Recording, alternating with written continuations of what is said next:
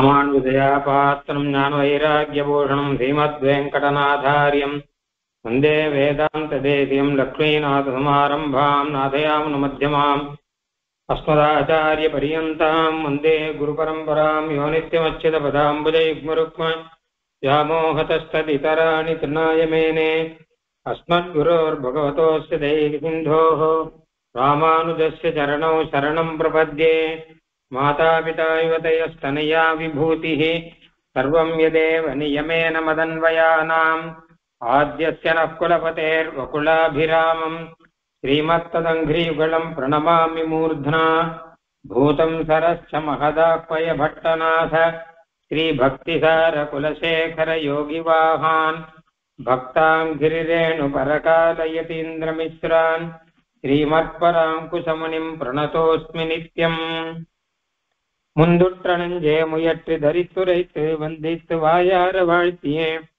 சொந்த முருகூரும் சோலைசூழ் மொய்பூம் பொருணல் குருகூரன் மாறன் பேர் கூறு முன்னுரைத்த திருவிருத்தம் 100 பாட்டும் முறையின் வரும் ஆசிரியமேழு பாட்டும் மன்னிய நற்பொருள் பெரிய திருவந்தாதி மரபாதபடி 87 பாட்டும் பின்னுரைத்ததோர் திருவாய்மொழி எப்பொழுதும் பிழையற 1102 பாட்டும் இந்நிலத்தில் வைகாசி விசாகன் தன்னில் எழில் குறுகை வருமாறா இறங்கு நீயே முயற்றி சுமந்தெழுந்து முந்துற்ற நெஞ்சே இயற்றுவாய் எம்மொடு நீ கூடி நயப்புடைய நாவீன் தொடை கிளவி உள்பொதிவோம் நற்பூவை பூவீன்ற வண்ணர் புகழ்.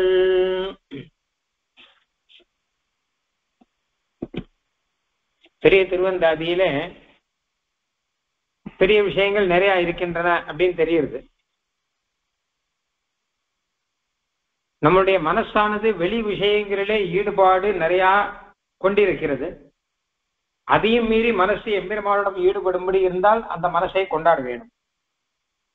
அதே சமயம் எம்பெருமானை ஸ்தோத்திரம் பண்ணுவதற்கான யோக்கியதை நமக்கு இல்லை என்று நினைக்கும் போது அந்த ஸ்தோத்திரம் பண்ண முயன்றால், ஸ்தோத்திரம் பண்ற ஆரம்பித்தால் அப்போ அதுவே அபசாரம் ஆகிவிடுமோ என்ற பயத்திலே அதை சிக்ஷிக்க வேண்டியதாகவும் இருக்கு. இந்த ரெண்டையும் சேர்த்து சொல்லிட்டே இருக்க. இப்போ எம்பெருமானிடம் ஈடுபடுவதற்கான தகுதி கிடையாது, எம்பெருமானை பாடுவதற்கான தகுதி கிடையாது, எந்த விதத்திலே பாடுகிறாய் அப்படின்னு ஒரு பக்கம் வந்து, இன்னொரு பக்கம் பார்த்தா வெளி விஷயத்திலே ஈடுபட்டு கொண்டிருக்கிற உனக்கு இது சரியாகுமா அப்படின்னு அது ஒண்ணு இருக்கு. இப்பொழுது அந்த ரீதியிலே பாசுரங்களுக்கு அர்த்தம் சொல்லி கொண்டு வருகிறோம். இன்னைக்கு 12வது பாட்டு. நீ அன்றே ஆழ்துயரில் வீழ்விற்பான் நின்றுழன்றாய் போ என்று சொல்லி என் போ நெஞ்சே நீ என்றும் காழ்த்துபதேசம் தரினும் கை கொள்ளாய் கண்ணந்தாள் வாழ்த்துவதே கண்டாய் வழக்கு. மனசை பார்த்து சொல்லக்கூடிய பாசுரம் இது. மனசே, நீதானே என்னை இத்தனை படாதுபாடு படுத்துகிறாய், என்னை பெருந்துன்பத்திலே விழ வைத்தவன் நீ ஆயிற்றே அப்படின்னார். உடனே அந்த மனசு சொல்லிட்டு, நான் உன்னை துன்பத்தில் தள்ளவில்லை, நீதான் என்னை பெருந்துன்பத்தில் தள்ளி வைக்காய் அப்படின்னு மனசு சொல்லித்தான். உடனே இந்த மாதிரி இந்த கதையெல்லாம் சொல்லி என்ன பிரயோஜனம் மனசே? அதெல்லாம் இருக்கட்டும், எல்லாவற்றையும் விட்டுவிடு. நான் எதை சொன்னாலும் நீ கேட்க போவதில்லை, நீயாக ஏதேதோ சொல்லிக் கொண்டிருக்க போகிறாய். ஆக அதை பற்றியெல்லாம் கவலை வேண்டாம், எல்லாவற்றையும் விட்டு விடுவோம். ஒரே ஒரு விஷயம் மாத்திரம், கண்ணந்தாள் வாழ்த்துவதே கண்டாய் வழக்கு. கண்ணுடைய திருவடிகளை வாழ்த்திக் கொண்டே இரு, இதுதான் உனக்கும் நல்லது, எனக்கும் நல்லது, இதை வழக்கமாக்கிக் கொள் அப்படின்னு ஒரு விஷயத்தை சொல்ற. இங்க முதல்ல மனசை பார்த்து சொல்ற வார்த்தை நெஞ்சே அப்படின்னு 2வது வரியில இருக்கு. நெஞ்சே, என்னுடைய மனசே, நீ அன்றே ஆழ்துயரில் வீழ்விற்பான் நின்றுழன்றாய், நீதானே என்னை ஆழ்துயரில் பெருங்கட்டத்தில் விழ வைப்பதற்கு படாதுபாடு படுகிறாய் அப்படின்னு அர்த்தம். மனசே, என்னை பெருங்கஷ்டத்தில் விழ வைப்பதற்காக நீ எத்தனை முயற்சி செய்கிறாய், என்னென்ன விதமாக செய்து என்னை பெருங்கஷ்டத்திலே விழ வைக்க பார்க்கிறாய். நீ என்றே, இது நீதானே, நீதானே இப்படி எல்லாம் செய்வது அப்படிங்கிற. நீ என்றே ஆழ்துயரில் வீழ்விற்பான், ஆழ்துயரில் வீழ்விற்பான், பெருந்துயரிலே என்னை விளைவிப்பதற்காக நின்று உழன்றாய், நிலையாக பிரயத்தனம் பண்ணி கொண்டிருக்கிறாயே அப்படின்னு. இப்படி மனசை பார்த்து கோவிச்சுக்கிற மாதிரி ஒரு வார்த்தை சொல்ற. இப்போ முதல் பாட்டெல்லாம் பார்த்தா மனசை கொண்டாடினார் அப்படின்னு பார்த்தோம். ஏனால் எம்பெருமானிடம் ஈடுபட்டு கொண்டிருக்கிறாயே மனசே அப்படின்னு மனசை கொண்டாடினார். ஆனால் இப்போ மனசை பார்த்து கோவிச்சுக்கிறார். நீதானே எனக்கு இப்படி பெரும் கஷ்டத்தை கொடுப்பதற்காக படாத பாடுபட்டு எனக்கு இந்த கஷ்டத்தை வாங்கி கொடுத்ததுக்கு காரணமே நீதான் அப்படின்னு மனசை பார்த்து சொல்லிட்டார். இப்போ ஏன் இப்படி சொன்னார், எந்த அர்த்தத்துல சொன்னார் அப்படின்னு கேட்டா, மன ஏவிக மனுஷியானாம் காரணம் பந்த ஜன்ம துக்கையோகோ, மனசுதான் மொத்தத்துக்கும் காரணம். பகவத்கீதையில ஒரு விஷயம் கண்ணன் சொல்றான். எதுவானாலும் அதுக்கு மனசுதான் மூல காரணம். சம்சார பந்தத்தில் இருக்கோமா, மனசுதான் காரணம். இல்லை மோட்சம் போறவானா அதுக்கும் மனசுதான் காரணம். ஏனுங்க பந்த மோட்ச யோகம் ஏன்னு கேட்டான்னா, மனசு ஈடுபடுறதை அனுசரிச்சு நம்மளுடைய காரியங்கள் இருக்கும். அதை அனுசரிச்சு நமக்கு மோட்சமோ சம்சார பந்தமோ கிடைக்கும். பகவத் விஷயத்திலே மனசு ஈடுபட அதனாலே ஞானம் பிறக்க நமக்கு மோட்சம் கிடைக்கும். பகவத் விஷயத்தை விட்டு மற்ற விஷயத்திலே மனசு ஈடுபட அதனாலே சம்சார பந்தம் கிடைக்கும். அதனால எதுவானாலும் சரி எல்லாத்துக்கும் காரணம் மனசுதான். மன ஏவைக மனுஷியானாம் காரணம் அப்படின்னு. சுகதுக்கங்களுக்கு காரணம் எதுனா மனசு, பயம் முதலானதுக்கு காரணம் எதுனா மனசு, நல்ல சந்தோஷத்துக்கு காரணம் எதுனா மனசு, எல்லாத்துக்கும் காரணம் மனசுதான். இப்ப ஆழ்வாரை பொறுத்த வரைக்கும் எம்பெருமானிடம் கொஞ்சம் ஈடுபாடு இருக்குன்னா அதுக்கு காரணம் மனசு. ஏன்னா மனசு ஈடுபட்டு கொண்டிருக்கிறது அப்படி முதல்லயே பார்த்தோம் ஆரம்பத்திலேயே. ஏதோ பகவானுடைய அனுகிரகத்தினால மனசு ஈடுபட்டு கொண்டிருக்கு. இப்ப அந்த மனசை ஏன் கோபிச்சுக்கிறார் அப்படின்னா, 2 விஷயமா கோபிச்சுக்கிறார் அப்படின்னு சொல்லலாம். முதல் விஷயம் என்ன கேட்டா, இத்தனை நாளா மனசு எப்படி இருந்தது, இன்னைக்கு வேணா இப்படி இருக்கு. இது எத்தனை ஜென்மாந்தரங்கள்லாம் எடுத்திருக்கோம். அனாதி காலமாக இத்தனை ஆண்டுகளாக இத்தனை கல்பங்களாக வருஷம் சொல்லக்கூடாது. சிலதெல்லாம் நாள் கணக்கு மாச கணக்குல சொன்னா போறாது, வருஷ கணக்குல சொல்லணும். நம்மளதெல்லாம் வருஷ கணக்குல சொன்னா கூட போறாது. எத்தனை யுகங்கள், எத்தனை கல்பங்கள், இத்தனை கல்பங்களா நம்ம சம்சாரத்துல இருந்து துக்கப்பட்டு இருக்கிறதுக்கு காரணம் மனசுதான். இதே மனசுதான். மனசுங்கிறது ஒரே மனசு. இந்த மனசுதான் நமக்கும் எல்லா ஜென்மத்திலும் இதே மனசுதான் வரும். அதாவது அவரவர்களுக்கு ஒரு மனசு ஒண்ணு இருக்கு. எத்தனை பேர் எடுத்தாலும் அந்த மனசுதான் திருப்பி திருப்பி வருமா. அப்ப நீதானே காரணம் எல்லாத்துக்கும். அப்ப நான் இத்தனை நாளா நான் சம்சாரத்துல கஷ்டப்பட்டு இருந்தேன் அப்படின்னா அதுக்கு நீதானே காரணம் அப்படின்னு சொல்ற.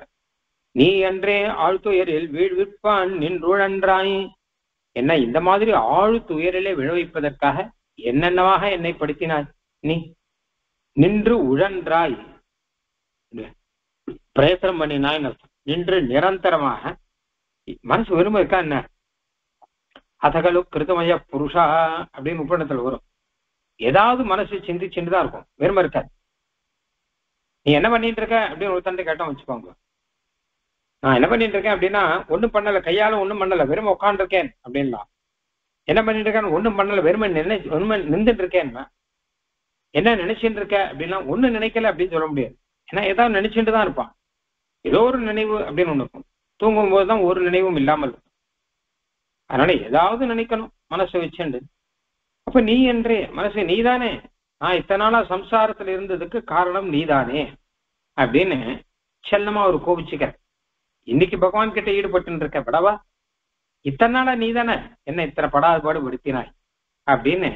இந்த கோபங்கிறது ஒரு உக்கிரமான தீவிரமான கோபம் இல்லை, ஒரு சின்ன அதட்டலான ஒரு கோபம் அப்படின்னு வச்சுக்கலாம். இல்ல இதற்கு இன்னொரு அர்த்தம் ஒண்ணு சொல்றான். நீ என்றே ஆழ்துயரில் வீழ்விழ்ப்பான் நின்றுழன்றாய். இப்ப சொல்லிட்டு வர விஷயப்படி என்ன கேட்டான்னா, எம்பெருமானை பற்றி பாடக்கூடாதுன்னு ஆழ்வார் வச்சுட்டு இருக்கார். ஏன்னா பாடுவதற்கான யோக்கியதை எனக்கு இல்லை. அவன் எப்படிப்பட்டவன் எம்பெருமான் அப்படின்னா, ஆழாத பாரும் நீ, வானும் நீ, காலும் நீ, தீயும் நீ, நீரும் நீயாய் நின்ற நீ அப்படின்னு போன பாட்டுல சொன்ன மாதிரி சகல லோகமாகவே இருக்கக்கூடியவன், சகல லோகத்துக்கும் அந்தரியாமையாக இருக்கக்கூடியவன். அவன் போய் யாராவது தேவர்கள்லாம் பாடினா பரவாயில்ல, ஒரு நால்வர் இரு நால்வர் அப்படிங்கிற மாதிரி சில பேர்னா பாடினா பரவாயில்ல, நம்மளாம் எப்படி பாட முடியும் அப்படின்னு இருக்கச்ச. ஆனா மனசு விட மாட்டேங்குது. எம்பெருமானு விடல, எம்பெருமானு சிந்திச்சுன்னு இருக்கு. மனசு சிந்திச்சுன்னா அடுத்து வாய் பாடணும்.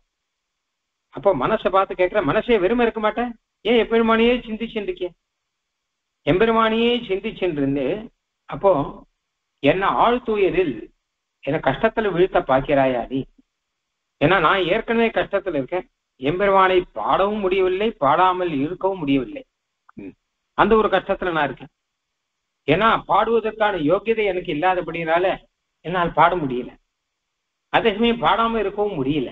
அப்படிங்கிற நிலையில நான் இருக்கச்ச என்னை இன்னும் கஷ்டப்படுத்தும்படியாக நீ பிரயத்தனம் செய்து கொண்டிருக்கிறாய். மனசை மேலும் மேலும் கஷ்டப்படுத்தும்படியாக நீ ஒரு பக்கமானால் எம்பெருமானும் ஈடுபடுத்துகிறாய், நீ ஈடுபட்டு கொண்டிருக்கிறாய், என்னை ஈடுபடுத்துகிறாய், ஏன் இப்படியெல்லாம் என்னை படுத்துகிறாய் அப்படின்னு கேட்கிறதாக அர்த்தம். நீ அன்றே ஆழ்த்துயரில் வீழ்விழ்ப்பான் நின்றுடன்றாய் போயொன்று சொல்லியன் போ நெஞ்சே. நெஞ்சே போய், இங்கேருந்து கிளம்பி போய் ஒன்று சொல்லியன், ஏதோ ஒரு வார்த்தை சொல்லி என்ன பிரயோஜனம்னா, அதாவது இது ஆழ்வார் முதல்ல வரையும் சொன்னாரையா, மனசே என்னை ஆழ்துயரிலே விளைவிப்பதற்காக நீ என்னென்ன முயற்சி எல்லாம் செய்தாய் அப்படின்னு. அப்ப மனசு சொல்றதா, நன்னா யோசிச்சு பாரு, உன்னை ஆழ்துயரில் நான் விளைவித்தேனா, என்னை தானே ஆழ்துயரில் விளைவிக்கிறாய் நீ அப்படின்னு மனசு சொல்றதா. நான் பாட்டுக்கு இருந்துட்டு இருக்கேன், எனக்கு துக்கத்தை கொடுக்கறதுக்கு நீ தான் எத்தனையோ பிரயத்தனங்கள்லாம் நீ தான் பண்ணி கொண்டிருக்கிறாய். எப்பவுமே மனசு இருக்கேன், மனசு வந்து ஒரு செயலை செய்யாது, மனசு நினைக்க தெரியும், அவ்வளவுதான். நடந்ததை நினைக்க தெரியும், இல்ல புதுசா ஏதாவது மனசுல கற்பனை பண்ண தெரியும், அவ்வளவுதானே தவிர ஒரு செயலை செய்யாது. செயலை செய்யறதுங்கிறது உடல் தான், மனசு செய்யாது. அப்ப மனசு சொல்றதா, நன்னா யோசிச்சு பாரு, ஆத்மாவாகட்டும் உடம்பாகட்டும், நீங்க தானே என்னை படுத்துகிறீர்கள், நீங்கள் தானே என்னை ஆழ்துயரில் விளைவிப்பதற்காக என்னென்ன செய்ய முடியுமோ எல்லாத்தையும் செய்து கொண்டிருக்கிறீர்கள் அப்படின்னு மனசு சொல்றதாம். அதை பார்த்து அடுத்தது ஆழ்வார் சொல்றார், மனசே இங்கேருந்து போய் இதுக்கு பதில் சொல்லி என்ன பிரயோஜனம், ஏன்னா நடந்து போச்சு, இனிமே யாரு நீயா நாயா அப்படின்னு சொல்லிட்டு சில சமயம் ஆத்துல பார்த்தா உட்காந்து சண்டை போட்டு இருப்பான். என்ன அப்படின்னு கேட்டா, பையனுக்கு மார்க் குறைஞ்சு போச்சு, பையனுக்கு பரீட்சையில மார்க் ரொம்ப குறைஞ்சு போச்சு, ஃபெயில் ஆற மாதிரி. உடனே நீதான் காரணம் அப்படின்னாரு. இல்ல நீதான் காரணம்னு அவன் அம்மா சொன்னான். அம்மா அவரை பார்த்து சொல்ற, நீங்க தான் காரணம், பையன் நீங்க கவனிக்கிறதே கிடையாது, நீதான் காரணம் அப்படின்னு சொல்லிட்டு இவரு சொல்லிட்டு இருக்க. ரெண்டு பேரும் சண்டை போட்டு பிரயோஜனம் என்ன? ஏன்னா நடந்து போச்சு, இனிமே அதுக்கு பரிகாரம் வேணும், அதுதானே பார்க்கணும். அதனால மனசை பார்த்து சொல்ற, போய் ஒன்று சொல்லி ஏன் போய் இதுக்கு பதில் என்ன சொல்லி என்ன பிரயோஜனம், நீ ஏதோ ஒண்ணு சொல்ற, நான் ஒண்ணு சொன்னா நீ ஒண்ணு சொல்ற அப்படிங்கிற அழியோ. அந்த மாதிரி மனசை பார்த்து சொல்றேன், மனசே நான் ஒண்ணு சொன்னா நீ ஒண்ணு சொல்றீங்க, நான் நீதான் காரணம் அப்படிங்கிறேன், இல்ல நீதான் காரணம் அப்படின்னு என்னை பார்த்து சொல்றியே, சொல்லி என்ன பையன், எதுக்காக நம்ம இப்படி பேசிட்டு இருக்கோம், போ நெஞ்சே, அதெல்லாம் விட்டுவிடு நெஞ்சே, நீ பாட்டு போ, நான் சொல்றதை பத்தி எல்லாம் கவலைப்படாத, நீ விட்டுடு, என்னை பற்றி கவலைப்படாதே, எனக்கு என்ன ஆனாலும் ஆகட்டும் அப்படின்னு சொல்லிட்டு முன்னாடியே ஒரு சொன்னார் இல்லையா, அந்த மாதிரியாக மனசே நீ என்னை பத்தி எல்லாம் கவலைப்படாத, நான் இப்படி சொல்றேன் அப்படிங்கறதெல்லாம் பார்க்காத, எனக்கினும் ஆதானும் ஆகிடுகா நெஞ்சே அவர் திறத்தே யாதானும் சிந்தி திருன்னு முன்னாடி சொன்னார். எனக்கு இனி யாதானும் ஆகிடு, எனக்கு என்ன வேணா ஆகட்டும் நெஞ்சே, அதை பத்தி நீ கவலைப்படாத அப்படின்னு. அதே மாதிரி மனசை பார்த்து சொல்ற, மனசே ஆக வேண்டிய காரியத்தை பார்ப்போம், நான் சொல்றேன் அதெல்லாம் பார்க்காத, போ நெஞ்சே, போன போ, விட்டுடுன்னு அர்த்தம், போ இதெல்லாம் ஒண்ணும் வேண்டாம் விட்டுடு. போய் என்று சொல்லி போய் ஒன்று சொல்லி போ நெஞ்சே நீ என்றும் காழ்த்து உபதேசம் தரிலும் கை கொள்ளாய். ஏன் இப்படி உதாசீனமா சொல்லிட்டு, உம்முடைய மனசு தானே, அதுக்காக நல்ல சொல்லி பார்க்க கூடாதா அப்படின்னு கேட்டா, மனசே நான் எந்த உபதேசம் செய்தாலும் நீ கேட்க மாட்டாய், ஏன்னா உன்னுடைய நிலைமை அப்படி இருக்கு. நீ என்றும் காழ்த்தனா கோபிச்சுன்னு அர்த்தம், காழ்ப்புன்னு சொல்ல, காழ்ப்புணர்ச்சின்னு சொல்ல. ஐயோ நான் உபதேசம் பண்ணா உபதேசம் தரினம், நான் உபதேசத்தை செய்தால் காழ்த்து நீ கோபித்துக் கொண்டு கை கொள்ளாய், அதை ஏற்றுக்கொள்ள மாட்டாய். நான் உனக்கு உபதேசங்கள்லாம் செய்வேன். செஞ்சா மனசே நீ அதெல்லாம் ஒண்ணு ஏத்துக்க மாட்டேன், நீ பாட்டுக்கு நீ என்ன பண்றியோ அதை பண்ணிட்டு இருப்ப. பகவத்கீதையெல்லாம் படிச்சுட்டு மனசை கூட்டு வச்சு மனசை இப்படி எல்லாம் இருக்கணும், அந்த வெளி விஷயங்கள்லாம் நினைக்க கூடாது, பகவத் விஷயத்துல ஈடுபடணும் அப்படி இப்படின்னு சொன்னா எத்தனை நாள் கேட்கறது மனசு? ஏதோ கேட்கற மாதிரி கேட்கறதை தவிர உடனே மனசு மறுபடியும் வேற ஏதாவது விஷயம் வந்ததுன்னா அதுல ஈடுபடுறதா இல்லையா, ஓடி போறதா இல்லையா? நான் உனக்கு என்ன உபதேசம் பண்ணாலும் நீ அதை கேட்க மாட்டாய். அதான் பகவத்கீதை சொல்ற. மனசை அடக்க முடியாதுங்கிற. ஏன்னு கேட்டான்னா, அன்னைக்கே சொன்னேன் இல்லையா, கண்ணை மூடிக்கலாம், காது மூடிக்கலாம், ஆனா மனசை மூடிக்க முடியாது, அது ஒரு கஷ்டம். ரெண்டாவது என்ன கேட்டான்னா, உபதேசம் பண்ணி மனசுக்கு இங்க அங்கெல்லாம் பார்க்கக்கூடாது, இது அதெல்லாம் ஈடுபடக்கூடாது இப்படிலாம் சொன்னா கூட அது ஓடும். அது காப்பேயம் அப்படிங்கிற தேசிக்கு குரங்கு மாதிரி. அது குரங்கு சுத்திட்டு ஓடிண்டே தான் இருக்கும், மரத்துக்கு கிளைக்கு கிளை தாவரா மாதிரி இதுவும் போய்கொண்டேதான் இருக்கும், வேற வழி கிடையாது. உபதேசம் பண்ணா யாருக்கு வேணா உபதேசம் பண்ணலாம், அந்த மனசுக்கு உபதேசம் பண்றது வேஸ்ட். ஏன்னா நீ என்றும் காழ்த்த உபதேசம் தரினும் கை கொள்ளாய். எத்தனை உபதேசம் பண்ணாலும் நீ ஏற்றுக்கொள்ள மாட்டாய். மறுபடியும் இந்த ரெண்டு விஷயம். முதல் விஷயம், வெளி விஷயங்களிலே ஈடுபடும் போது எத்தனை உபதேசம் பண்ணாலும் மனசு ஏற்காது. சில சமயம் ஆச்சாரியர் உபதேசம் பண்ணுவார், சிஷ்யன் சரி சரின்னு தலையாட்டுவான், கை கூப்புவான், சரின்னு சொல்லிட்டு வந்துடுவான். ஆனா மனசு கேட்கறதா? அந்த உபதேசம் மனசிலே ஏறியதா? மனசு அதை கை கொண்டதா? இல்ல வாயால சொல்லிட்டு வந்துட்டோமா? உபதேசம் தரினும் கை கொள்ளாய். என்ன உபதேசம் இருந்தாலும் அதை ஏற்றுக்கொள்ள மாட்டாயே அப்படின்னு இது ஒரு அர்த்தம். இன்னொரு அர்த்தம், இப்ப எம்பெருமானை சேவிப்பதற்கான பாடுவதற்கான தகுதி எனக்கு இல்லை, நான் கஷ்டப்பட்டு இருக்கேன். நீ ஆனால் எம்பெருமானம் ஈடுபட்டு கொண்டிருக்கிறாயே மனசே, உங்ககிட்ட நான் உபதேசம் பண்ணா நீ ஏற்றுப்பியா? என்ன உபதேசம் அப்படின்னு கேட்டா, எம்பெருமானி பாடலாம்.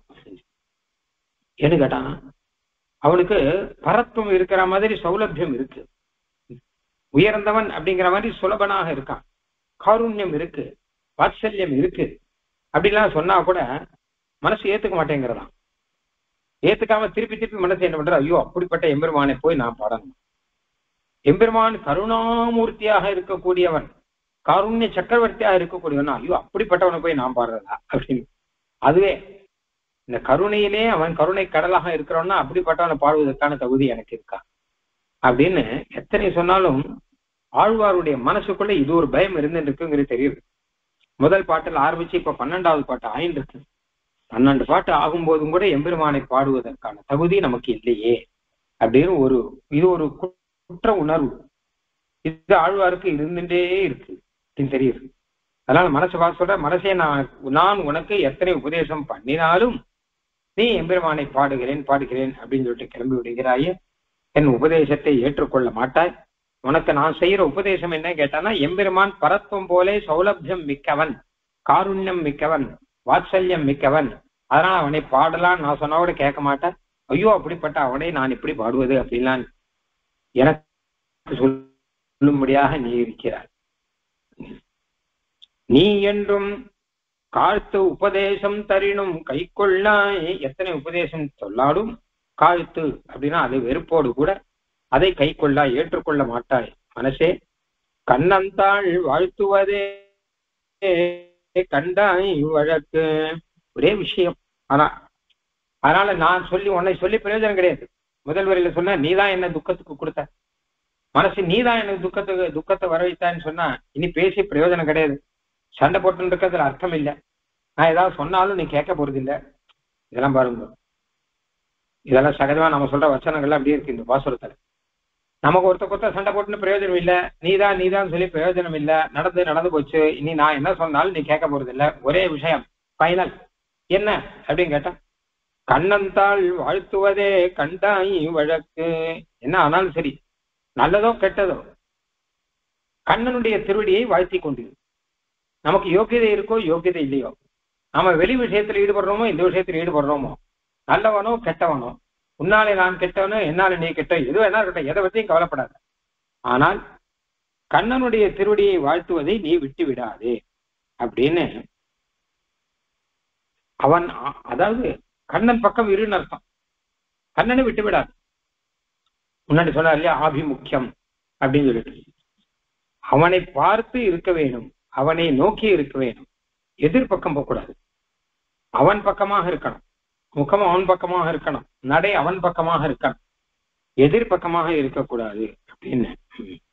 அந்த மாதிரி ரீதியில கண்ணன் பக்க ஈடுபாட்டை ஒரு நாளும் விட்டு விடாதே. நல்லதோ கெட்டதோ முன்னாடி சொன்ன மாதிரி அதுல என்னென்ன தோஷம் இருந்தாலும் இருக்கட்டும், அதை மட்டும் விட்டு விடாதே அப்படின்னு ஒரு விஷயத்தை மாத்திரம் மனசுக்கு எடுத்து சொல்லுகிறார். அப்படி நீ என்றே ஆழ்துயரில் வீழ்விற்பன் நின்றுழன்றாய் போய் ஒன்று சொல்லி என் போனெஞ்சே நீ என்றும் காத்த உபதேசம் தரினும் கை கொள்ளாய் கண்ணந்தாள் வாழ்த்துவதே கண்டாய் வழக்கு. எம்பெருமானுடைய திருடியை வாழ்த்தி கொண்டிரு, அவருக்கு பல்லாண்டு பாடிக்கொண்டிரு அப்படின்னு. அதாவது என்ன தாற்பயம் கேட்டா அவனை விட்டு விடாதேன்னு அர்த்தம். அதாவது என்ன தாற்பயம் கேட்டா இந்த ஆபிமுக்கியம் அவனுக்கு எதிர்பக்கம் போகக்கூடாது, அவன் பக்கம் பார்த்து கொண்டிரு, அவன் பக்கம் போய்கொண்டு எதிரே சாதாரண விஷயங்கள் பக்கம் போய்விடாதே அப்படின்னு இந்த பாசுரத்திலே மனசுக்கு அழகா ஒரு உபதேசம் பண்ணுகிறார். இரண்டு விதமான அர்த்தங்கள் இருக்கு, இரண்டு விதத்தினாலையும் அகன்று விடக்கூடும். ஆனால் எம்பெருமானை விட்டு அகலாமல் எம்பெருமானை கைவிடாமல் பற்றிக்கொள் அப்படிங்கிற விஷயத்தை சொல்ற. வழக்கொடு மாறுகொள் அன்று அழியாது வேண்டாம் இழக்கவும் காண்டும் இறைவா இழப்புண்டே எம்மாட்கொண்டாகிலும் யான் வேண்ட என் கண்கள் தம்மால் காட்டு உண்மேலிச்சாய். மனசை பார்த்து இப்படி சொல்லச்ச இந்த பாட்டு எம்பெருமானையே சாட்சாத்தா பார்த்து சொல்லக்கூடிய பாட்டு. இறைவா இறைவனே அப்படின்னு பெருமானை குறிச்சு சொல்லக்கூடிய பாட்டு. வழக்கொடு மாறுகளன்று அடியானு வேண்ட இழக்கவும் காண்டு இறைவா இழப்புண்டே எம்மாட்கொண்டாயிலும் யான் வேண்ட என் கண்கள் மார்காட்டுன் மேனிச்சாய். எம்பெருமானே என்னுடைய கண்கள் காணும்படியாக உன்னுடைய திருமேனி அழகை எனக்கு காட்டி அருள வேணும் அப்படின்னு பெருமாளிடம் பிரார்த்திக்கிறேன். அதாவது என்ன கேட்டா, ஸ்தோத்திரம் பண்ணலாமா பண்ணக்கூடாதா, சேவிக்கலாமா சேவிக்க கூடாதா, இந்த மாதிரி விசாரங்கள்லாம் இருக்கு. வெளி விஷயத்துல ஈடுபட்டு இருந்தது, இப்போ உன் விஷயத்துல ஈடுபட்டு இருக்கேன். அப்போ உன் விஷயத்துல ஈடுபடுவதற்கான தகுதி இருக்கா இல்லையான்னு விசாரங்கள்லாம் பண்ணிட்டு இருக்கேன்.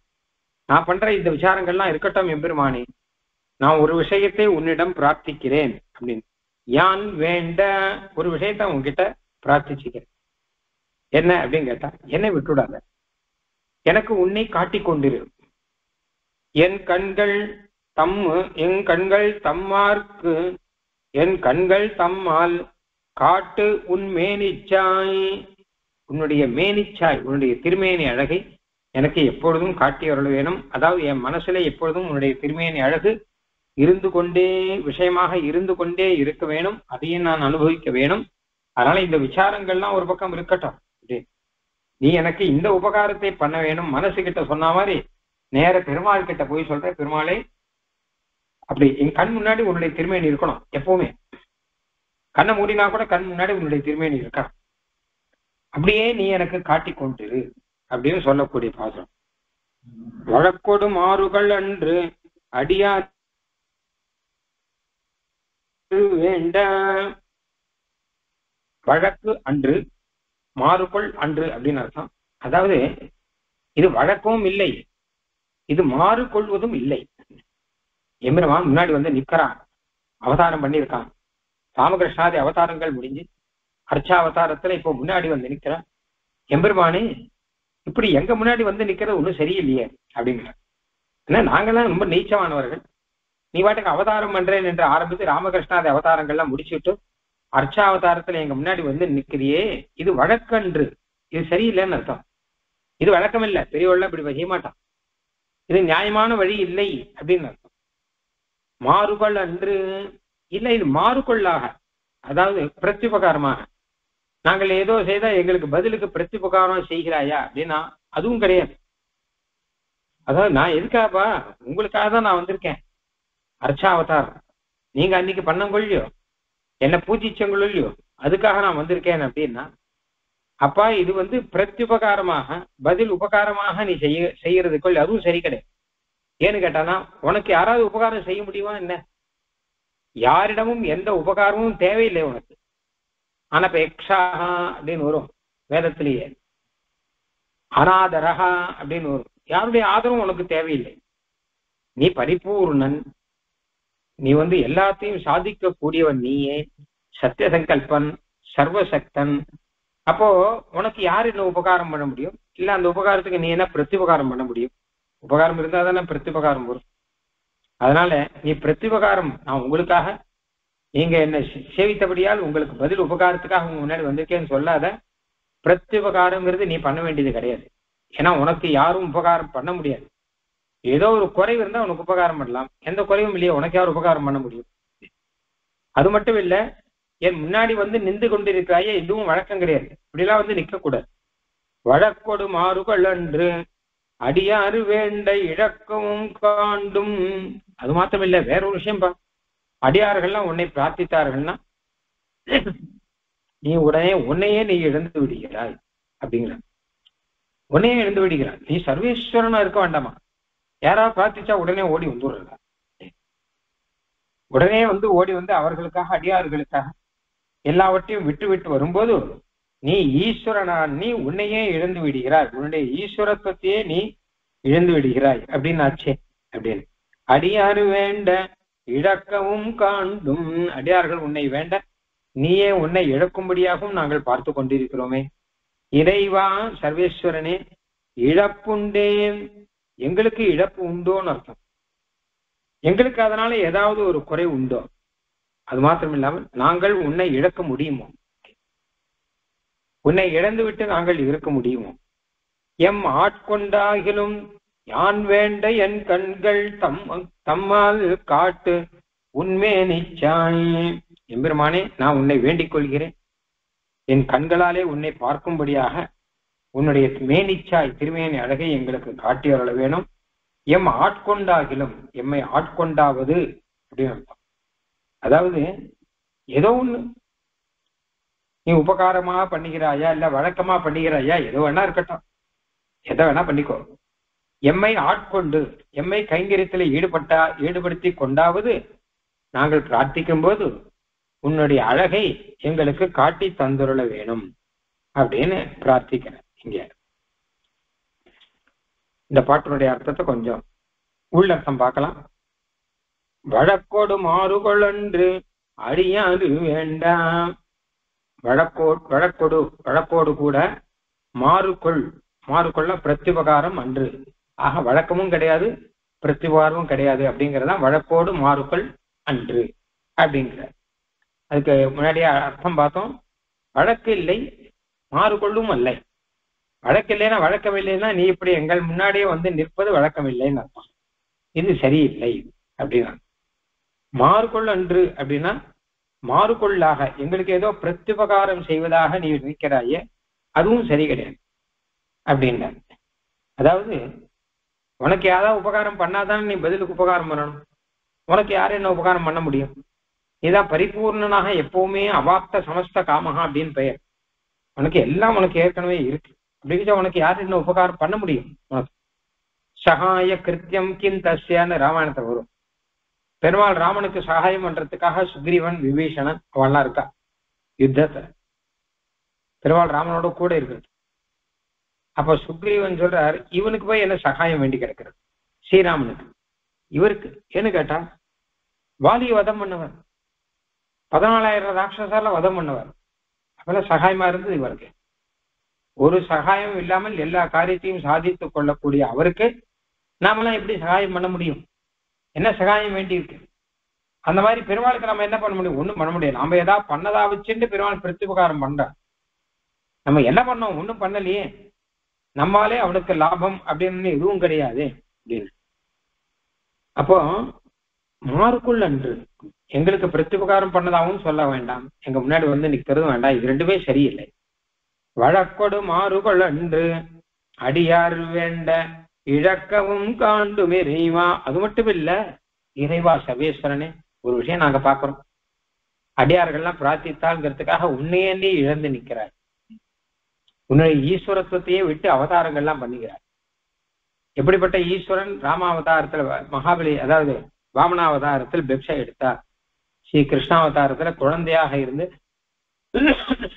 வெண்ணெய் உண்டார். அப்படிலாம் இருக்கும். இப்ப எம்பெருமான் தம்மை இழந்திருக்கிறான். தம்முடைய ஈஸ்வரத்துவம், தன்னுடைய பரத்துவம், அதையெல்லாம் இழந்திருக்கிறான். ஏன்னு கேட்டான்னா, அடியாறு வேண்ட, அடியார்கள்லாம் கேட்டுக்கொண்டார்கள்ங்கிறதுக்காக இப்படியே அவதாரங்கள்லாம் பண்ணிட்டு உன்னையே நீயே இழந்துட்டு அந்த அடியார்களுக்கு சமமாக உன்னையே தாழ வைத்துக் கொண்டு இருக்கிறாயே இறைவா. அடியாறு வேண்ட இழக்கவும் காண்டும் இறைவா. அதாவது எம்பெருமானுடைய பெருமையை இந்த வழியில சொல்றார். வழக்கொடு மாறுகொள் அன்று அடியாறு வேண்ட இழக்கவும் காண்டும் இறைவான். இப்படிலாம் நீ பண்ணணுமா? இப்படியெல்லாம் அவதாரம் பண்ணி உன்னை நீயே இழந்து நிற்கலாமா? இதெல்லாம் சரியில்லையே அப்படின்னு எம்பெருமானுடைய சௌலபியத்தை போற்றும்படியாக. இதெல்லாம் வியாஜ நிந்தா அப்படிங்கிற மாதிரி பெயர். நிந்தா மாதிரி இருக்கும், ஆனா ஸ்தோத்திரம் தான் பண்ணிட்டு இருக்க. இப்போ என்னப்பா இப்படி நிக்கிறியப்பா, இதெல்லாம் சரியில்லையப்பா அப்படின்னா எம்பெருமானுடைய சௌலபியம். சர்வேஸ்வரன், சாட்சாத் சர்வேஸ்வரனான எம்பெருமான் நமக்காக முன்னாடி அவதாரத்தில் நிக்கிறான் அப்படின்னு அதைத்தான் சொல்றார் இங்க. ஏப்பா நிக்கிற, இது சரியில்லையே, என் செய்தொருள்னா எதுக்காக செய்தொருள்னா அப்படின்னு பிள்ளான் சாதிக்க. 10 அடியவர் கிளிவன் அதுல சாதிக்கிறார். எத்திரம் உரலினோடு இணைந்திருந்து ஏங்கிய எளிவேன்னு உரல்லே கட்டுப்பட்டு கண்ணன் இருக்கும்போது ஆழ்வார் பாட்டு. அதுக்கு பிள்ளான் சாதிக்கிறார், எம்பெருமானே நீ அவதரித்தால் போதாதா, கட்டுண்டு இருக்கிறாயே, இது என் செய்தொருள்னா எதுக்காக செய்தொருள்னா, இது என்னப்பா இது, நீ அவதாரம் பண்ணாலே உன்னுடைய சௌலபியம் தெரியாதா எல்லாருக்கும். கிருஷ்ணாவதாரத்தை அதுவும் சிறைச்சாலையில போய் அவதாரம் பண்ணி இருக்கேன். சரி, அவதாரம் பண்ணி அதோட இருந்தா பரவாயில்ல, அங்கே விட்டு வசுதேவர் கிரகத்தை விட்டுட்டு நந்தகோபன் கிரகத்துக்கு ஒருத்தி மகனாய் பிறந்து ஓரில் ஒருத்தி மகனாய் ஒழித்து வளர, இதெல்லாம் போறாது. எல்லாத்துக்கும் மேல கட்டுண்டணுமா. யசோதை கட்டி போட்டாங்கிறதுக்காக உரல்ல கட்டுப்பட்டு இணைந்து ஏங்கி எழிவேன, இதெல்லாம் என்னப்பா அப்படின்னு ஆழ்வாரை கோவிச்சுக்கிறார். என்னதான் சௌலபியத்தை காட்டணும்னாலும் ஒரு முடிவு கிடையாது. சர்வேஸ்வரனா இருக்கிறவன் இப்படியா உரல்ல கட்டி போட்டு இருக்கான் அப்படின்னா ஆழ்வாருக்கே தாங்கலையா, மோகித்து கிடந்தார்னு இருக்கு. மூர்ச்சை அடைந்து விழுந்துட்டு அதுக்கப்புறம் மெதுவா எழுந்துக்கிறார் 6 மாசம் தேய்ச்சி. அது பிள்ளான் அழகா சொல்றார், எம்பெருமானே என் செய்தருளினாய் எதுக்காக செய்தருளினாய் அப்படிங்கிறார். அந்த மாதிரி எம்பெருமானே என்னப்பா, உனக்கு யார் என்ன உபகாரம் பண்ண போறா, நீ யாருக்கு என்ன பிரத்யுபகாரம் பண்ண போறா, எதுக்காக இப்படி நிக்கிற, உன்னையே நீ இழந்து நிக்கிற, ஏன் இதெல்லாம் என்னப்பா. வழக்கொடுமாறு கொளன்று அடியாது வேண்ட இழக்கவும் காண்டும் இறைவா. இறைவா சர்வேஸ்வரனாச்சே, நீ இழப்புண்டே, எங்களுக்கு இழப்புண்டோ அப்படின்னு அர்த்தம். இதை நீ வரலைன்னா எங்களுக்கு ஏதாவது இழப்பு உண்டா? நாங்க என்ன உன்னிடமே அப்படியே ஈடுபட்டு கொண்டிருக்கிறோமா? அது மட்டும் இல்லாமல் இழப்புண்டே அப்படின்னு நீ இருக்க எங்க 2 அர்த்தம் இருக்கு. இழப்புண்டே அப்படின்னா இழப்பு உண்டோன்னு அர்த்தம், எங்களுக்குன்னு வச்சுக்கணும். இதுக்கு முன்னாடி சொன்னதெல்லாம் பெருமாளுக்கு. அடியார் வேண்ட இழக்கவும் காண்டும் அப்படின்னா அடியார்கள் உன்னை வேண்டிக் கொள்ள, அதுக்காக உன்னையே இழந்து கொண்டு அவதாரம் பண்ணாய், வேண்டி தேவரேறக்க பிறந்ததும் அப்படின்னு ஆழ்வாரே சொல்ற. வேண்டி தேவரேறக்க பிறந்ததும் வீங்கு இருள்வாய் பூண்டன்று அன்னை ஆய்குலம் பூக்க அப்படின்னு அண்ணே ஏதோ தேவர்கள்லாம் சொன்னாலேங்கிறதுக்காக உடனே அவதாரம் பண்ணிட்டாங்க கிருஷ்ணன். பூபாரம் தீர்க்கிறதுக்கு அவதாரம் பண்ணணும்னா உடனே அவதாரம் பண்ணிட்டாங்க. அப்ப அந்த அன்னை அம்மா பயப்பட அங்கோர் ஆய்குலம் புக்கதும் காண்டல் என்று வாழ்ந்து கஞ்சனை துஞ்ச வஞ்சம் செய்ததும் அப்படின்னு வீங்கு இருள்வாய் பூண்டு ராத்திரியில பிறந்து உடனே அம்மா சொல்ல உடனே அங்கிருந்து திருவாய்ப்பாடிக்கு போய் இதெல்லாம் என்னப்பா. அப்போ அந்த மாதிரி ஆழ்வார் சொல்ற மாதிரியாக இழப்புண்டே அப்படின்னா இழப்பு உண்டோ அப்படின்னு அர்த்தம். அதாவது நீ இருக்க எங்களுக்கு இழப்பு உண்டோ, இது ஒரு அர்த்தம். இப்படி நீ எங்களுக்கு முன்னாடி நிற்கச்ச சர்வ சுலபனாக காருண்ய வாத்சல்யாதி கௌரியான குணங்களை உடையவனாக நீயே எங்கள் முன்னாடி வந்து நிற்கும் போது எங்களுக்கு இழப்புன்னு ஒண்ணு உண்டோ அப்படின்னு ஒரு அர்த்தம். இன்னொரு அர்த்தம், இழப்புண்டே அப்படின்னா எங்களுக்கு இழப்பு உண்டோ அப்படின்னு அர்த்தம். அதாவது உனக்கு சுவாமித்துவம் இருக்கா மாதிரி எங்களுக்கு சேஷத்துவம் அப்படின்னு ஒண்ணு இருக்குள்ள. நீ வேணா உன்னுடைய சுவாமித்துவத்தை விட்டு விட்டு அவதாரங்கள்லாம் பண்ணுகிறார், உனக்கு இழப்பு உண்டு. இழக்கவும் காண்டும் சொன்னார் இல்லையோ, நீ உன்னுடைய நிலைமையே இழந்து நிற்கிறார். ஆனா நாங்க இழக்கிறோமா? நாங்க தாசர்கள்னா தாசர்களாகவே இருக்கோம். சில பேர் தாசர்கள்லாம் இல்லை அப்படின்னு சொல்லிட்டு இருக்கா, அவ அப்படியே இருந்துட்டு இருக்கா. எங்களுக்கு என்ன இழப்பு? நல்லா யோசிச்சுவார். உனக்கு தான் இழப்பு, நீ தான் கஷ்டப்பட்டு வந்திருக்கே தவிர எங்களுக்கு எந்த இழப்பும் உண்டோ அப்படின்னு ஒரு அர்த்தம் கிடைக்கிறது. ஆக நீ இருக்கச்சே எங்களுக்கு என்ன இழப்பு அப்படின்னு ஒரு அர்த்தம்.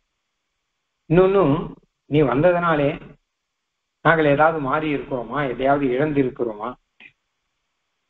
இழப்பு உண்டேன் எம் பின்ன அப்படின்னா என்ன பண்ணணும்னு எம்பெருமான் கேட்டான். ஆழ்வாரே என்ன பண்ண சொல்றீர், புரியவே போ, மாத்தி மாத்தி சொல்றீர். அப்ப ஆழ்வார் சொல்ற, எம்மாட்கொண்டாகிலும் யான் வேண்டையன் கண்கள் அம்மாள் காட்டுன் மேனிச்சாய். காட்டு உன் மேனிச்சாய். எம்பெருமானே நான் வேண்டிக்கிறது ஒன்னே ஒண்ணுதான், எங்களை விட்டு போயிடாரு. இதுதான் அவதாரம் பண்ணதெல்லாம் இருக்கட்டும், அவதாரம் பண்ணது தேவையில்லை, குரலிலே கட்டுன்றது தேவையில்லை, நீ இவ்வளவு தூரம் சௌலபிய பிரகடனங்கள்லாம் பண்ணணுமான் இருக்கு.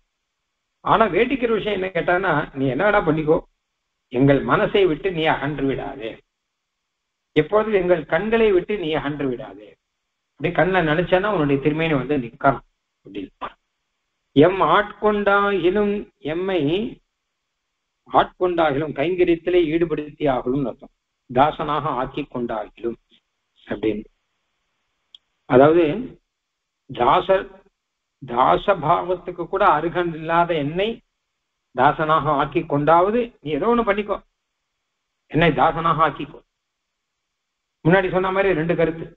அதாவது என்ன கேட்ட, வெளி விஷயத்திலே ஈடுபட்டு கொண்டிருக்கிற என்னை உன்னுடைய தாசனாக ஆக்கி கொண்டாவது ஏதோ ஒண்ணு பண்ணி உன் தாசனாக ஆக்கிண்டு உன் சேவையை கொடுத்து கொண்டிரு அப்படின்னு அர்த்தம்.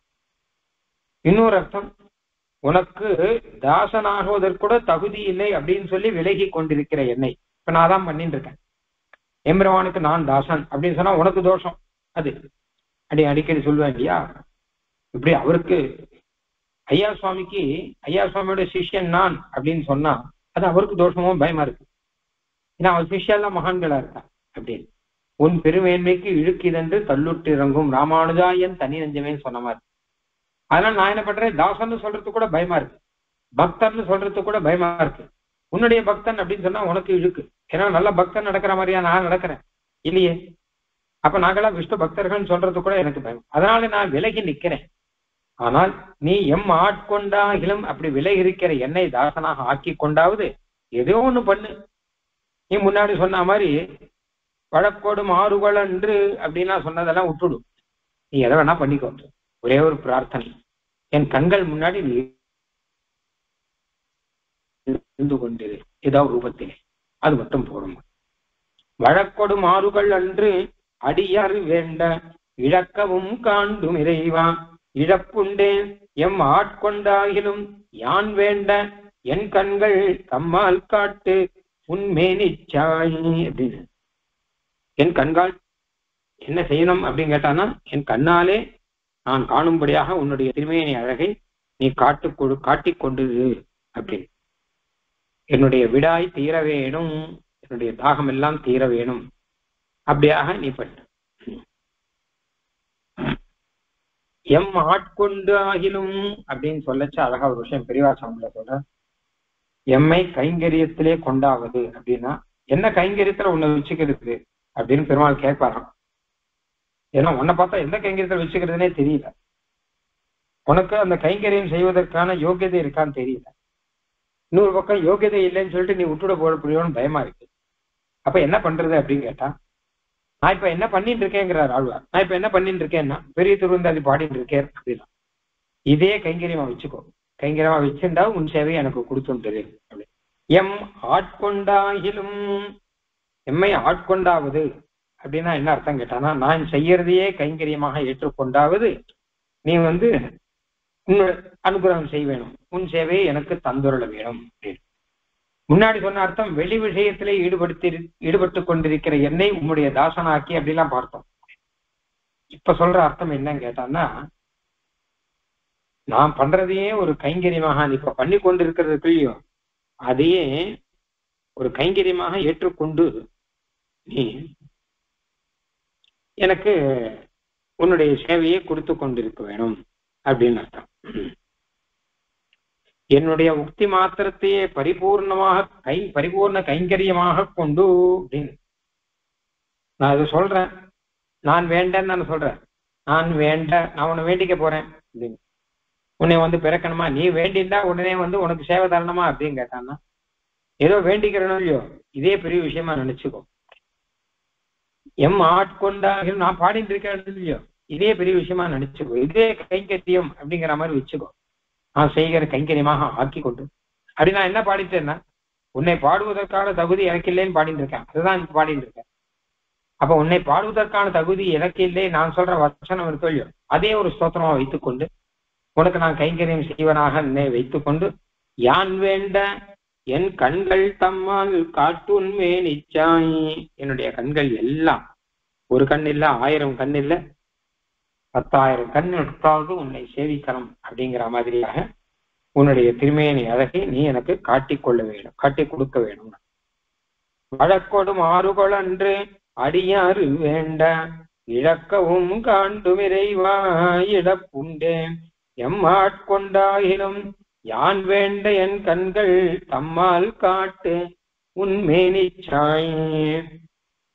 சாயால் கரியானை உள்ளறியாராய் நெஞ்சே பேயார் முலை கொடுத்தாரு பேயராய் நீ யார் போய் தேம்பூன் சுவைத்து ஊடறிந்தறிந்தும் தீவினையாம் பாம்பார்வாய் கை நீட்டல் பார்த்தேன். மறுபடியும் நெஞ்சே மனசு கிட்ட வரார். போன பாட்டுல இறைவன் கிட்ட சொன்னார் இறைவான்னு, இப்போ மறுபடியும் மனசு கிட்ட வரார். மனசே உனக்கு ஒரு கதை சொல்றேன் கேளு. பூத்தனையினுடைய கதையை சொல்றேன். சாயான் கரியானை உள்ளறியாராய் நெஞ்சே பேயார் மூளை கொடுத்தார் பேயராய். அந்த கண்ணனுடைய சுபாவத்தை புரிஞ்சுக்கல கொஞ்சம் கூட. கண்ணனுக்கு விஷம் கொடுக்கிறார், விஷம் கொடுக்கணும். பேயார் முளை கொடுத்தார், பேயாகவே வந்து முளை கொடுக்கிறார். விஷத்தை கொடுக்கணும். கண்ணன் மனசுல எதுக்காக எல்லாருக்கும் அனுகிரகம் பண்ணணுங்கிறதுக்காக வந்து பிறந்திருக்கா. அவனுடைய உள்ளறியாராய், அவனுடைய உள்ளத்தை புரிந்து கொள்ளாமல், அவனுடைய பரம்பாவம் அப்படின்னு கண்ணன் சொல்றான், பரம தாத்பரியம், அந்த பரம தாத்பரியத்தை புரிந்து கொள்ளாமல் ஏதோ அவனை கொல்ல வேணும் அப்படிங்கிறதாக நினைத்து பேயார் முளை கொடுத்தாரு பேயராய். அந்த பேய் இருக்காளே பூசனை, அவ பேயாகவே வந்து முளை கொடுத்தாள், கண்ணனுக்கு விஷத்தை தருவி கொடுத்தாள். அது இருக்கட்டும், நீ யாரு மனசே, நீ யாரு யோசிச்சு பாரு. நீ என்ன பூதனிக்கு உறவா? நீ ஏன் இப்படி இருக்க? பூதனியே தேவையில்ல போல இருக்கே உன்னை பார்த்தார். ஏன்னா போய் தேம்பூன் சுவைத்து ஊன் அறிந்தறிந்தும் தீவினையாம் பாம்பாவாய் கை நீட்டல் பார்த்தே அப்படின்னு. எம்பெருமானுடைய பரம போக்கியத்துவம் உனக்கு தெரியும். பிராகிருத விஷயங்கள், அந்த விஷயங்கள்லாம் எப்படிப்பட்டது அப்படின்னு அதுவும் உனக்கு தெரியும். அப்போ எல்லாம் தெரிஞ்சும் மறுபடியும் இந்த இடத்துல ஈடுபட்டு இருக்கிறாய் அப்படின்னா அப்ப நீ யார் அப்படின்னு. நன்றாக சப்தம் முதலான விஷயங்களை, ரூபம் ரசம் கந்தம் ஸ்பர்சம் சப்தம் முதலான விஷயங்களை சுவைத்து உணர்ந்தறிந்தும் அப்படின்னு, சுவைத்துனா அனுபவித்து, அப்போ அதனால் வரக்கூடிய பாடு துக்கங்கள்லாம் என்ன, நன்மைகள் என்ன, துக்கங்கள் என்ன, இதெல்லாம் நிறைய சாஸ்திரங்கள்லாம் எழுதியிருக்கா, உனக்கே நன்னா தெரியும். இதையெல்லாம் தெரிந்தும் நீ கடைசியில் அதில் ஈடுபட்டு கொண்டிருக்கிறாய் அப்படின்னா பாம்பினுடைய வாயிலே கை வைத்தவனாக இருக்கிறாய். பாம்பு வாயில போய் யாராவது கை வைப்பாளாம்? ஆனா நீ கை வைத்து இருக்கிறாய். ஏன்னா பாம்பு கடிக்கும், பாம்பு விஷம் இருக்கு அப்படின்னு தெரியும். தெரிஞ்சு அது வாயில யாராவது கை வைப்பாளா? அந்த மாதிரி இந்த விஷயங்கள், பிராகிருத விஷயங்கள் எல்லாம் நமக்கு எந்த விதத்திலும் உபயோகப்படாது அப்படிங்கிறது தெரியும் அண்ணா. அப்போ அதனுடைய துக்கங்கள், அதெல்லாம் நன்னா தெரியும். தெரிந்தும் அதிலே ஈடுபட்டு கொண்டிருக்கிறாயே மனசே, பாம்பின் வாயிலே கை வைத்தா மாதிரி அப்படின்னு அர்த்தம். தேம்பூன் சுவைத்து ஊனறிந்தறிந்தும் தீவினையாம் பாம்பார் வாய் கை நீட்டல் பார்த்தே அப்படின்னு. பாம்பார் அப்படின்னு கொஞ்சம் மரியாதை சொல்ற அந்த பாம்பனுடைய வாயிலே கை நீட்டும்படியாக பார்க்கிறாயே, நீ யாரு அப்படின்னு ஒரு அழகான நீ யாருன்னு ஒரு கேள்வி கேட்கிற. அதான் முதல்ல பூத்தன கதையை சொன்னார். என்ன பூத்தன அவ்வளவு மோசமானவளா அப்படின்னா, ஆமா ரொம்ப மோசமானவள். என்ன பண்ணா அப்படின்னா, சாயான் கரியானை உள்ளறியாராய் நெஞ்சே பேயார் முளை கொடுத்தார் பேயராய். சாயாலாம் நிறத்தால் அர்த்தம். தன்னுடைய நிறத்தாலே கரியானவனை, கருப்பாக இருக்கிறவன் கண்ணன். கண்ணன் அர்த்தம். கண்ணனாலே கரியான், கிருஷ்ணன் தானே கருப்பா இருக்கிறவன் அர்த்தம். கிருஷ்ணன்கிறதா கண்ணன் ஆச்சு. கிருஷ்ணன்னா கருப்பா இருக்கிறவன் அர்த்தம். அதனால சாயான் கரியானை, கண்ணனை கிருஷ்ணனை அப்படின்னு அர்த்தம். மனசுல ரொம்ப தீவிரமான நல்ல மனசோடு இருக்கக்கூடியவனை சாயான் கரியானை உள்ளறியாராய் நெஞ்சே. உள்ளறியாராய் ரெண்டு அர்த்தம் சொல்லலாம் இருக்கு. அந்த கண்ணனுடைய உள்ளத்தை அறியாதவளாக. கண்ணன் எல்லாருக்கும் அனுகிரகம் பண்ணணும் தான் அவதாரம் பண்ணியிருக்கான். அது புரியல. கண்ணன் ஏதோ தன் குடி கெடுக்க வந்திருக்கான், கம்சனை கொல்ல வந்திருக்கான் அப்படிதான் நினைச்சுட்டு இருக்கான். அவனுடைய உள்ளம் புரிஞ்சுக்கலையே. பரம்பாவம் அஜானந்தகாங்கிற கிருஷ்ணனே, நான் அவதாரம் பண்ணா என்னுடைய பாவம் என்னங்கிறது யாருக்குமே புரிய மாட்டேங்குது. ஏன்னா நான் காருண்ய வாத்சல்யாதிகளால் தான் அவதாரம் பண்றேங்கிறது தெரிய மாட்டேங்குது. ஏதோ அவதாரம் பண்ணி அவன் குடியை கெடுக்க வந்தான், இவனை தொலைக்க வந்தான் நினைச்சுட்டு இருக்கான். என்னுடைய உள்ளம் அவளுக்கு புரியவில்லை அப்படின்னு. அந்த மாதிரியாக பூத்தனை வராலே கிருஷ்ணன் வந்தா எல்லாருக்கும் அனுகிரகம் பண்ணணுங்கிறதுக்காக கிருஷ்ணன் அவதாரம் பண்ணா அதை புரியாதவளாக இருக்கிறாளே இந்த பூதனை ஆனவள் அப்படின்னு அர்த்தம். அப்புறம் சாயான் கரியா இன்னொரு அர்த்தம் சொல்ல போறேன். சாயான் கரியானை உள்ளறியாதாய். சாயான் கரியான் அப்படின்னா நிறத்தினாலே கருப்பாக இருக்கக்கூடிய கிருஷ்ணனை உள்ளறியார் அப்படின்னா உள்ளத்திலே அறியார்னு அர்த்தம். மனசால அனுபவிக்கணுங்கிறது தெரியல. கண்ணனை மனசால அனுபவிக்க வேண்டாமா? நன்னாக அதை அனுபவிக்க தெரியாமல் விஷம் கொடுக்க பாக்குறாரு. ஒரு குழந்தை, அழகான குழந்தை, அந்த குழந்தை படுத்துட்டு இருக்கும்போது எல்லாரும் அந்த குழந்தைய வேடிக்கை பார்க்கணும்னே வரா. அந்த குழந்தைய அழக பார்க்கணும்னு வரா. அந்த குழந்தைய கொல்லணும்னு வரவே ஒருத்தி தான். பார்க்கணும், அனுபவிக்கணும். மனசாலே அந்த குழந்தையை பார்த்து, கண்ணாலே பார்த்து, மனசாலே உள்ளுக்குள்ளே வாங்கி கொள்ள வேணும் தானே. அங்க ஆயர் குலத்துல இருக்க பெண்கள் எல்லாரும் வந்திருக்கா. அதுக்கு நடுவுல பூத்தனை எந்த எண்ணத்துல வரான்னு கேட்டாங்க. குழந்தைய பார்க்கணுங்கிறது இல்ல, குழந்தைய அனுபவிக்கணும்னு இல்ல. குழந்தைய பார்த்தா, முகத்தை பார்த்தா பார்த்துட்டே இருக்கணும் போல இருக்கு. அந்த அழகு அப்படியே கண் முன்னாடி நிக்கிறது. ஆனா அதெல்லாம் எதுவும் இல்லை. எப்படி கொள்ளலாம், எப்படி விஷம் கொடுக்கலாம், எப்படி முளை கொடுக்கலாம், இதே எண்ணத்துல வந்திருக்கா. அப்போ உள்ளறியார் அப்படின்னா உள்ளத்திலே அறியான்னு அர்த்தம். ஆனா உள்ளத்திலே அனுபவிக்கப்பட வேண்டியவன் கண்ணன், பரம போக்கியமானவன் அப்படிங்கிற விஷயம் தெரியாம இருக்காளே அப்படி. சாயான் கையானை உள்ளறியாராய் நெஞ்சே. நெஞ்சேங்கிற போல வச்சுக்கோங்க. ஹே நெஞ்சே, உனக்கு சொல்றேன். பேயாரும் உலை கொடுத்தாரு பேயராய். அவன் பேயான இருக்கக்கூடிய பூதனையானவள் பேயாகவே இருந்து கொண்டு முளை கொடுத்தாள் அப்படின்னா பேயாகவே இருக்கா. இன்னும் மனுஷியா மாறலன்னு அர்த்தம்.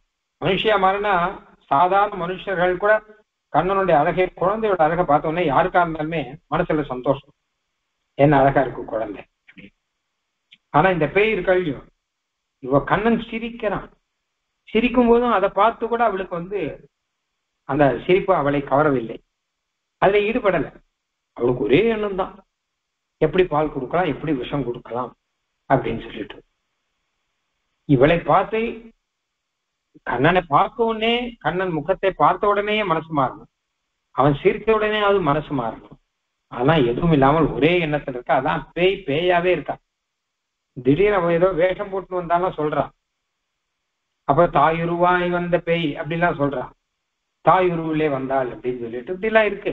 இருந்தா கூட உள்ளறியாராய் அப்படின்னு பேயாகவே இருக்கக்கூடியவள், அதே சிந்தையிலே இருக்கக்கூடியவள் அர்த்தம். பேய் சிந்தை தவிர தாய் சிந்தை அப்படிங்கிறது கிடையாது. தாய் சிந்தை இருக்குமானா கண்ணனை எப்படி காப்பாத்தலாம் தானே தோணும். ஆனா பேய் சிந்தையோடு இருக்காள் அவள். அதனால பேயராய் வந்த பேய் அப்படின்னு, பேயாரும் உலை கொடுத்தாரு பேயராய் நீ யாரு. என்ன அழகான கேள்வி. பூத்தனை கதையை சொன்னோடனே அந்த மனசு கேட்டு நெஞ்சே அப்படின்னு, பூத்தனை அப்படியா அப்படின்னா, பூத்தனை கதை இருக்கட்டும், நீ யாரு, நீ உன்னை யோசிச்சு பாரு, உனக்கும் பூதனைக்கும் என்ன வித்தியாசம் அப்படிங்கறத யோசிச்சு பாரு. ஏன்னா கேட்டானா, போய் தேம்பூன் சுவைத்து ஊனறிந்தறிந்தும் தீவினையாம் பாம்பாருவாய் கை நீட்டல் பார்த்தி அப்படின்னு. நீ யார் பெரியாச்சம்பிட சொல்ற, நீ யார் அப்படின்னு சொல்லிட்டு, ஏன்னு கேட்டா நீயும் விஷயத்துல ஈடுபட்டு கொண்டிருக்கிறாயே. கண்ணனை பற்றி தெரியாமல், கண்ணனை பற்றி புரிந்து கொள்ளாமல், கண்ணன் சிரிப்பிலே வழங்காமல், கண்ணன் அழகிலே ஈடுபடாமல் விஷம் கொடுத்தாங்க. நீ என்ன பண்ற அப்படின்னு கேட்டான். அந்த விஷயத்திலே இருக்க தோஷங்கள் எல்லாம் தெரிந்திருந்தும், அதை அனுபவிக்க நமக்கு சம்சாரம் வரும், துக்கம் வரும் அப்படின்னு தெரிந்திருந்தும் பாம்பின் வாயிலை கை வைக்கிற மாதிரி அந்த விஷயத்திலேயே ஈடுபட்டு கொண்டிருக்கிறாயே மனசே அப்படின்னு அர்த்தம். விஷயங்களை அனுபவித்து அதனால் வரக்கூடிய தோஷங்களை நன்றாக அறிந்து வைத்தும், அறிந்தறிந்து அப்படின்னா அந்த சிறப்பாக அறிந்தறிந்து அப்படின்னு அர்த்தம். அறிந்திருந்தும் பாம்புடைய வாயிலே கை நீட்டுகிறதாக நீ இருக்கிறாயே, நீ யார்? நீ பூத்தனைக்கு என்ன உறவா என்ன ஒருவேளை? பூத்தனைக்கு ரொம்ப வேண்டிவாளா? இல்லாட்டா இப்படி செய்ய மாட்டாளே அப்படின்னு அர்த்தம். தேம்பூன் சுவைத்து, தேம்பு ஊன் சுவைத்துன்னு வச்சுக்கணும். தேம்புனா தேயும்படியாகன்னு அர்த்தம். ஆத்மா தேயும்படியாக, ஆத்மா துக்கத்தை அனுபவித்து இல்ல சுக்க துக்கங்களை அனுபவித்து இந்த சம்சாரத்திலே இருந்து ஆத்மா தேய்ந்து போகும்படியாக இருக்கக்கூடிய ஊன்னா போக்கிய வஸ்துக்கள், அந்த சப்தம் ரூபம் ரசம் கந்தம் முதலான போக்கிய வஸ்துக்கள், ஆகாரம் முதலானதெல்லாம், அதை சுவைத்து அனுபவித்துன்னு அர்த்தம். ஆத்மா தேயும்படியாக இதை அனுபவிச்சே ஆத்மா சம்சாரத்துல திருப்பி பிறந்து அனுபவிச்சு அது தேஞ்சு போயிட்டான். அப்படி அது தேயும்படியாக ஊன் சுவைத்து இந்த போக்கிய விஷயங்கள் எல்லாம் மீண்டும் மீண்டும் அனுபவித்து, தேம்பூன் ஆத்மா தேயும்படிக்கு ஈடாக சப்தாதிகளை புஜித்து அப்படின்னு. தேம்பூன் சுவைத்து ஊன் அறிந்தறிந்தும், ஊன்னா அதனுடைய பலனாக வரக்கூடியது அப்படின்னு.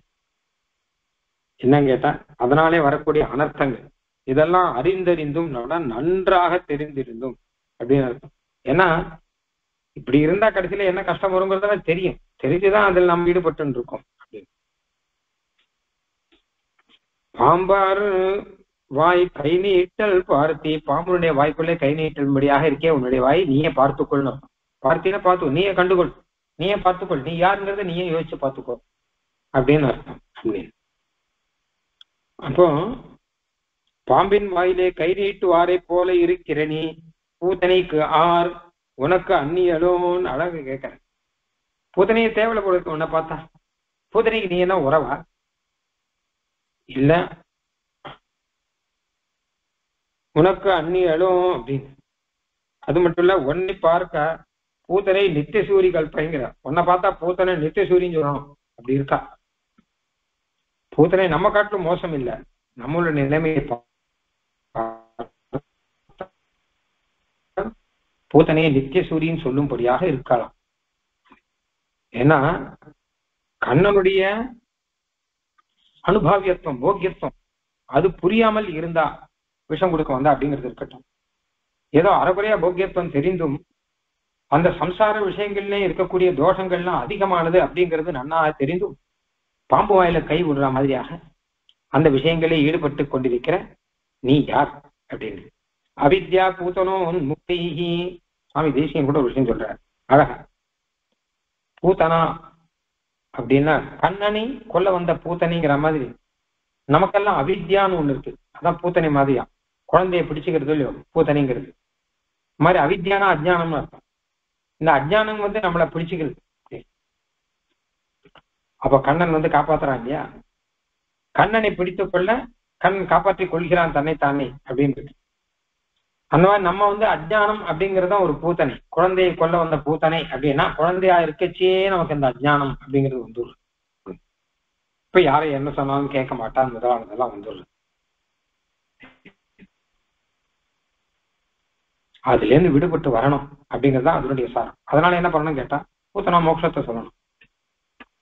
அந்த மாதிரி பார்த்தா பூத்தனையாவது பரவாயில்ல, கண்ணனுடைய அழகுலையோ கண்ணனுடைய சிரிப்பிலேயோ மயங்கலை அப்படிங்கிறது இருந்தா கூட ஏதோ 1-2 குணம் இருக்கு. பூத்தனைக்கு மோட்சம் கொடுத்தாங்க கண்ணன், ஏன்னா பாகவத வேஷம் போட்டுன்னு வந்தா அப்படிலாம் இருக்கு, ஏதோ இருக்கு.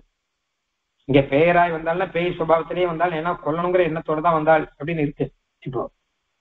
ஆனால் கண்ணனுடைய போக்கியத்துவம் தெரிந்து கண்ணனுக்கு விஷம் கொடுக்க வந்தாள். நீ கண்ணனுடைய போக்கியத்துவம் தெரிந்து கண்ணனை விட்டு விட்டு உபயோகம் இல்லாத விஷம் போல இருக்கக்கூடிய மற்ற விஷயங்களிலே நீ ஈடுபட்டு கொண்டிருக்கிறாயே, அப்போ பூத்தனையை காட்டில் நீ மோசம். அவன் விஷம் கொடுத்தா நீயும் விஷத்துல தான் ஈடுபட்டு கொண்டிருக்கிறாய். அப்ப நீ யார் என்பதை யோசித்துப்பார் அப்படின்னு. சாயால் கரியானை உள்ளறியாராய் நெஞ்சே பேயார் முலை கொடுத்தாரு பேயராய் நீ யார் போய் தேம்பூன் சுவைத்து ஊனறிந்தறிந்தும் தீவினையாம் பாம்பாராவாய் பாம்பார்வாய் கை நீட்டல் பார்த்தி. தீவினை என்கிற பாம்பு புண்ணியபாப கர்மா, இந்த கர்மாங்கிற பாம்புலே கை நீட்டி இருக்கிறாயே, பார்த்துக்கொள், நீ யார் என்பதை நீயே பார்த்துக்கொள் அப்படின்னு மனசை பார்த்து சொல்றார். இதனாலே சொல்ல வந்த விஷயம் என்ன அப்படின்னு கேட்டான்னா, வெளி விஷயத்திலே ஈடுபாடு என்பது எப்படி பெருமாளை விட்டு நம்மை அகற்றி வைக்கிறது, அது எவ்வளவு மோசமானது அப்படின்னு. இன்னொரு விதமா அர்த்தம் சொல்லணும்னா, எம்பெருமானே உன்னுடைய திருமேனி அழகை நீ காட்ட வேணும், அதை என் கண்களாலே பார்க்க வேணும் அப்படின்னு சொன்னார். ஆனால் மறுபடியும் எம்பெருமானை பார்ப்பதற்கான தகுதி எனக்கு உண்டா அப்படின்னு தம்முடைய அயோக்கியதையை மறுபடியும் சொல்றார். எம்பெருமானை பார்ப்பதற்கு, அதாவது எம்பெருமானை பாடுவதற்கு எனக்கு தகுதி உண்டா அப்படின்னு முன்னாடி முதல் பாட்டு எல்லாம் சொன்னார் இல்லையா, அவனை பாடுவதற்கோ அவனை பேசுவதற்கோ எனக்கு தகுதி உண்டா. அது மாதிரி போன பாட்டுல எம்பெருமானே உன்னை நீ காட்டி அருள வேணும் அப்படின்னா, அப்படி காட்டி அருளினாலும் அந்த எம்பெருமானை பார்ப்பதற்கு எனக்கு தகுதி உண்டா. நான் பூத்தனை போறதானே, பூத்தனை கண்ணனை பார்க்க போனாள், எந்த எண்ணத்துல போனாள், அதே மாதிரி தானே என் எண்ணமும் இருக்கு. பூத்தனை எண்ணம் மாதிரி தானே எண்ணத்துல தானே நாமளும் இருக்கு. அப்படி கேட்டு எனக்கு என்ன தகுதி இருக்கு அப்படின்னு தன்னுடைய அயோக்கியத்தையே சொல்லுகிறார். அப்படின்னு கூட நான் தகுதி இல்லாதவன்கிறதா சொல்லிட்டு இருக்கேன் அப்படின்னு கூட நம்ம வச்சுக்கலாம். பூத்தனை அப்படி பண்ணாலே பேயரா இருந்தாலே நீ யார் மனசே, நீ யாரு, நீ என்ன சுத்தமா, நீயும் பூத்தனை மாதிரி தானே, நீயும் ஒரு கெட்ட எண்ணத்துல இருப்பவன் தானே. அப்படி வச்சா கண்ணனை பார்க்கக்கூடிய தகுதி உனக்கு என்ன இருக்கு. பூத்தனை கண்ணனை பார்க்கணும், நான் பார்க்க போனா இல்லையே, அவ விஷம் கொடுக்க போனா. அந்த மாதிரி நீயும் விஷத்தை அனுபவிச்சுன்று கண்ணனை பார்க்கறதுக்கான தகுதி எல்லாம் உனக்கு இல்லை அப்படிங்கறத நீ புரிந்து கொள் அப்படின்னு சொல்றதாகவும் வச்சுக்கலாம். பூத்தனை கண்ணனைக்கு விஷம் கொடுக்கறதுக்கு போன மாதிரிதான் அடைய கூட ஒரு உபன்யாசத்துல சொன்னேன். பாதி பேர் கோயிலுக்கு போகும்போது பூத்தனையா தான் போறான். என்ன கேட்டா எத்தனையோ மனசுல எத்தனையோ விஷங்கள்லாம் இருக்கு. பூத்தனை வந்து நெஞ்சிலே விஷத்தை வைத்தாள். அந்த மாதிரி இவாளுக்கும் கோயிலுக்கு போச்சா மனசுல எத்தனையோ விஷம் இருக்கு. யார் யாருக்கிட்டயோ தேசங்கள், போட்டிகள், பொறாமைகள் இதெல்லாம் வச்சுட்டு தான் உள்ளுக்குள்ள போற, விஷத்தோடு தான் போறா எல்லாருமே. ஆனா அவளுக்கும் பெருமாள் ஏதோ அனுகிரகம் பண்ணிட்டு இருக்கான் அப்படின்னு இருக்கு இல்லையா. அதனால மனசே நீ யோசிச்சு பாரு, நீ பார்த்தி, நீ பாரு, நல்லா யோசிச்சு பாரு, நீ யார் அப்படிங்கிறது. பாம்பின் மேல கை வச்சிருக்கிறே நீ யார், நீ யார் போய் தேம்பூன் சுவைத்தூன் அறிந்தறிந்தும் தீவினையாம் பாம்பார்வாய் கை நீட்டல் பார்த்தேன். விஷய விஷயானாந்தேன சங்கத்தோட ஸ்லோகம் இருக்கு. அனுபவிக்கிற விஷயங்கள் அப்படின்னா விஷயம்னு சொல்லிச்சு, அதுலயே விஷம்னு இருக்கு வருவோம்.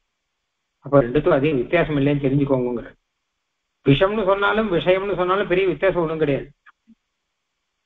ரெண்டும் அனுபவிக்க அனுபவிக்க விஷத்தை சாப்பிட்டோம்னா என்ன ஆகும், அத மாதிரி விஷயத்தை அனுபவிச்சனாலும் இந்த சம்சாரமே தான் வந்துட்டு இருக்கும், மோட்சங்கிறது வராது அப்படின்னு.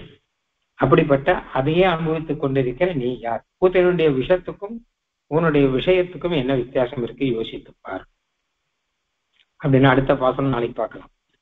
ஆழ்வார் எம்பெருமானார் தேசிகன் திருவடிகளே சரணம்.